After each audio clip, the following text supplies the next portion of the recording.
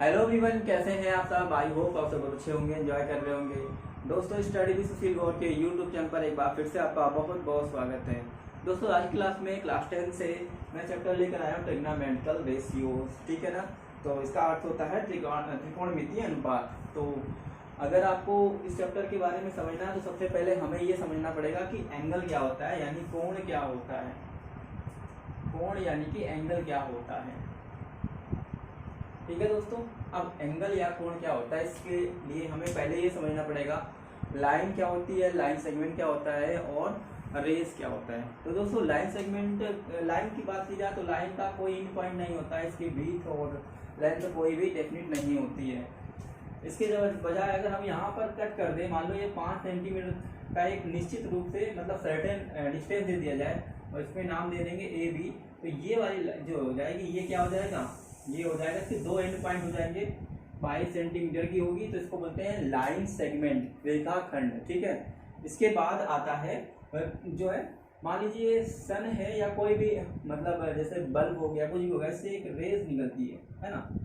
इसका starting point तो होता है पर एंड पॉइंट इसका भी नहीं होता है, इसको एक एरो से दिखाते हैं इस तरीके से। तो दोस्तों, इसको बोलते हैं रेज यानी कि किरण। अब इन्हीं किरणों को अगर कोई 2 रेज एक साथ कहीं ना कहीं एक सेंटर में मिलती है तो यहाँ पर बनता है, उसको बोलते हैं थीटा कोण। ठीक है ना, इसको बोलते हैं कोण। ठीक है दोस्तों, आई होप आपको समझ में आया होगा एंगल क्या है। अब इसी एंगल से हमें आगे, ये एक तरीके से बेस है इस चैप्टर का, ट्रिग्नोमेट्रिकल रेशियोज का।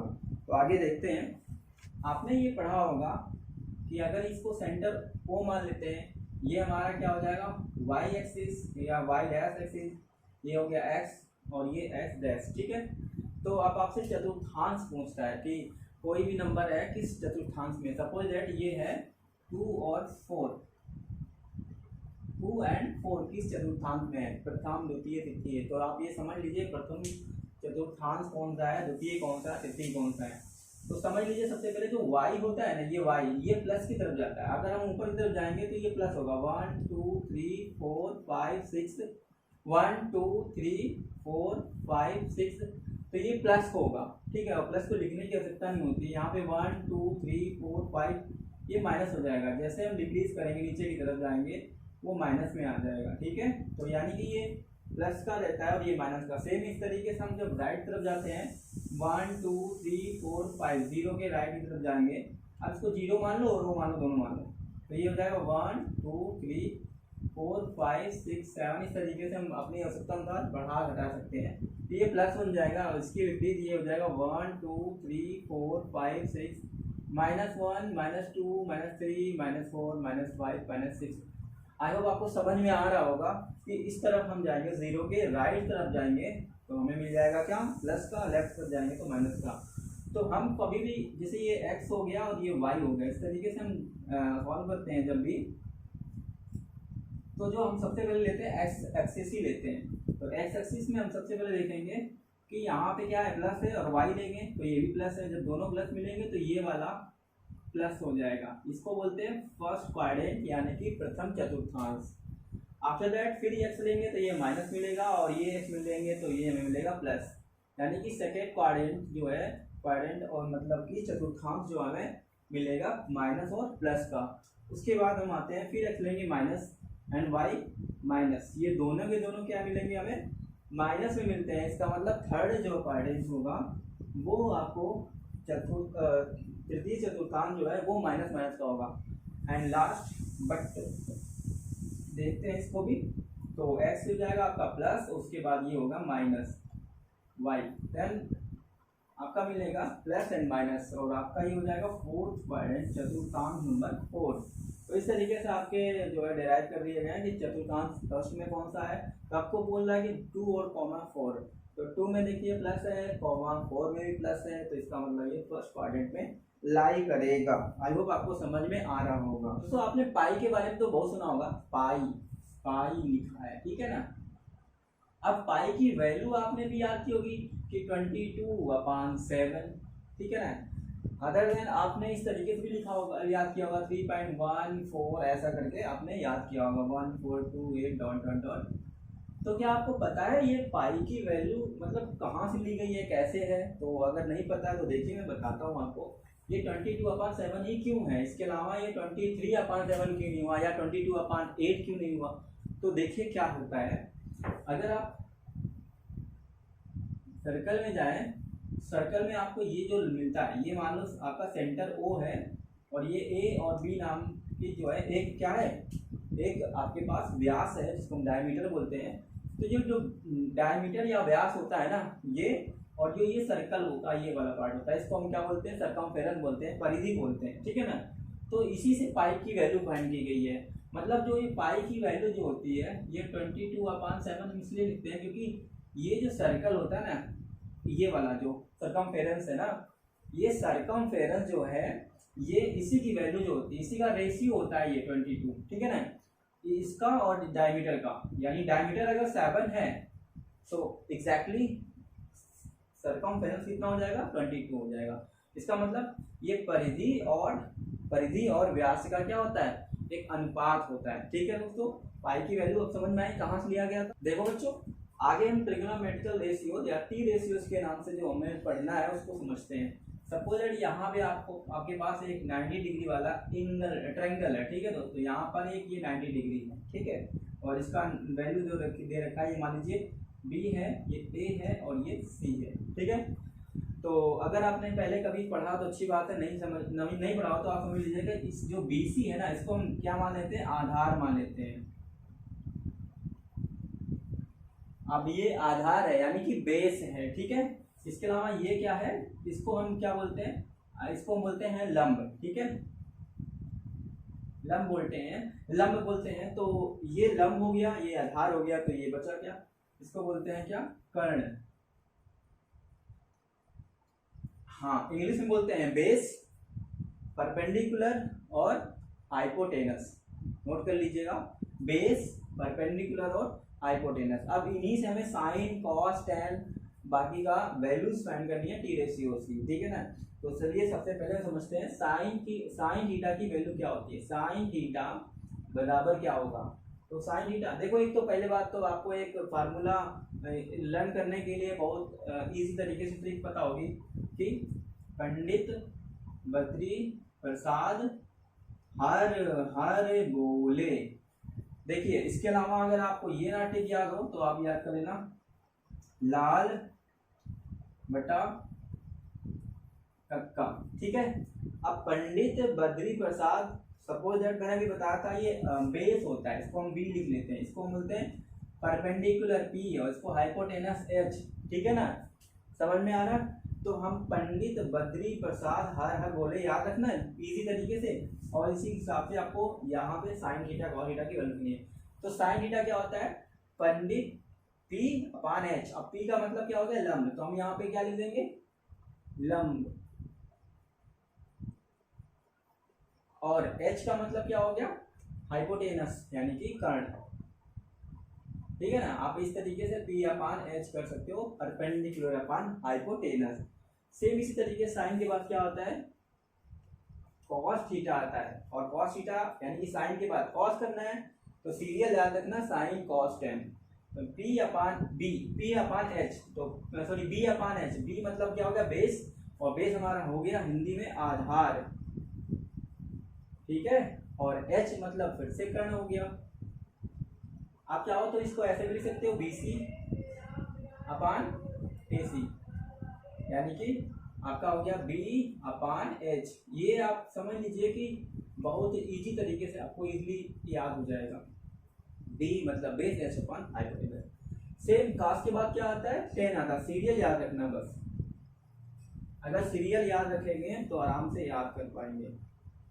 tan थीटा की वैल्यू हम क्या कर सकते हैं, तो P/B करेंगे। P मतलब क्या होगा, परपेंडिकुलर, मतलब परपेंडिकुलर को हम क्या बोलते हैं, लंब बोलते हैं,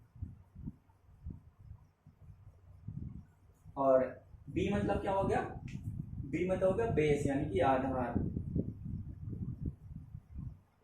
आई होप को समझ में आ रहा होगा। तो इसको हम परपेंडिकुलर अपॉन बेस भी लिख सकते हैं इंग्लिश में, ठीक है ना।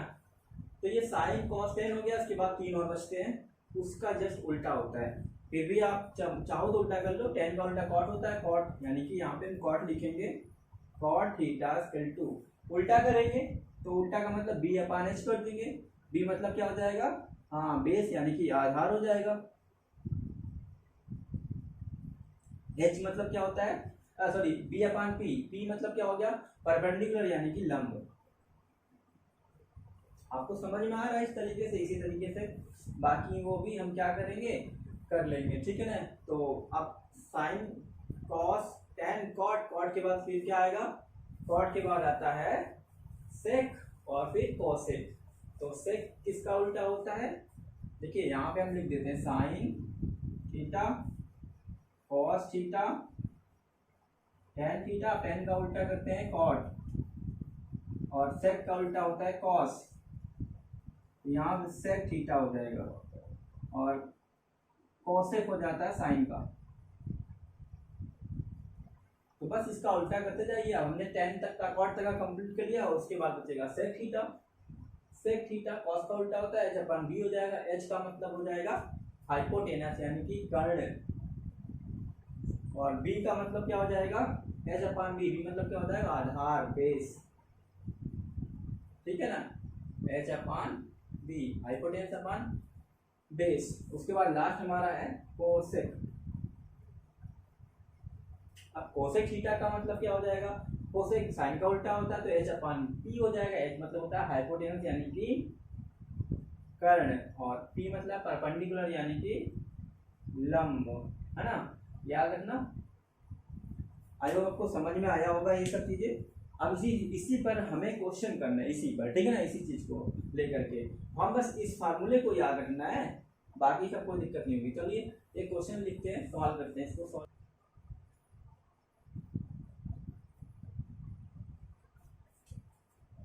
आइए देखते हैं क्वेश्चन क्या है। यदि tan थीटा इक्वल टू 4/3 तो कोण थीटा के अन्य त्रिकोणमितीय अनुपात ज्ञात कीजिए।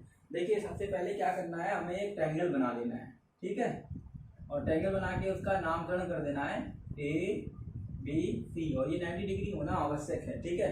तो कह रहा है कि tan थीटा की वैल्यू दे रखा है, ठीक, हमने यहाँ पे लिख दिया tan थीटा इक्वल टू 4/3, ये गिवन है। तो सबसे पहले आप जब भी लगाइएगा क्वेश्चन तो आप गिवन लिख दीजिएगा, given tan theta equal to 4/3 दिया है, tan थीटा बराबर 4/3। तो हमें बाकी की तो हमें सबसे पहले कॉट का ही निकालना है, यहाँ से स्टार्टिंग करना है। मैंने बताया था कॉट थीटा जो है tan थीटा का उल्टा होता है, त्रिकोणमितीय अनुपात का यही रूल है। तो कॉट थीटा tan थीटा का उल्टा होगा तो ये उल्टा क्या हो जाएगा, 3/4 हो जाएगा, ठीक है, क्या हो जाएगा 3/4।